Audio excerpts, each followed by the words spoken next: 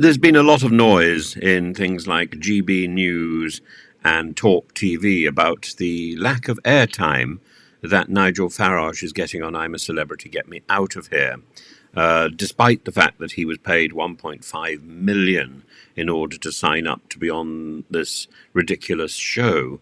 And a reason is now emerging that apparently the producers believe that he's boring, and they're having great difficulty finding clips of him looking interesting. They've done the clip of his bottom. Probably that is the most interesting aspect of Mr. Farage, but surely we all knew this. And apparently, here's a quotation: people working on the show think Farage is one of the least interesting campermates ever. He is very boring, and producers have struggled with fun storylines to show a different side of him. He's good for Brexit and culture wars stuff, but outside of that, the local wildlife is more entertaining than he is. One example is a few of them were talking about their favourite movies, and he couldn't come up with a single one. Politics is his life, and basically outside of that, he's got no personality. And perfectly reasonable. I mean, he's up there probably with Mrs. Thatcher. I can't imagine Mrs. Thatcher would have been terribly good and I'm a Celebrity, Get Me Out of Here, but then she wouldn't have had the chutzpah or the vanity to accept the job in the first place. And so other than trying to stitch Farage up with claims that he's a racist or catch him having a shower, I don't think there's very much to the man.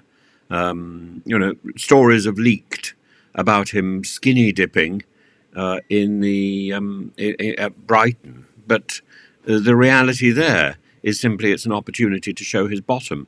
If Mr. Farage's only asset is his bare cheek, well, we know that anyway, don't we?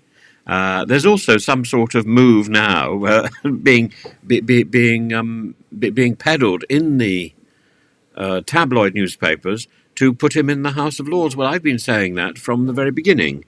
He should be put in the House of Lords, out of the way, out of harm's way, and in a position where he can be immediately accessed and held responsible. And if people in the House of Commons want advice, well, he's there on hand to provide it.